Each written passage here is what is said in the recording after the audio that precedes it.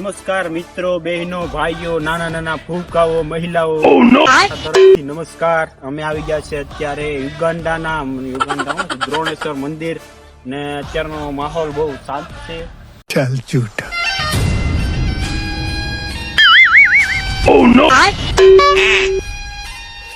તો અમે પેલું પગથિયું ચડી ગયા છે અને ગણો ને તો 17 પગથિયા છે. પેલા ચડી જાય પગથિયું ચાલીને મનોરથ જીવતું, માલીને માયા રે જીવતું, અધીરો ને વ્યાપ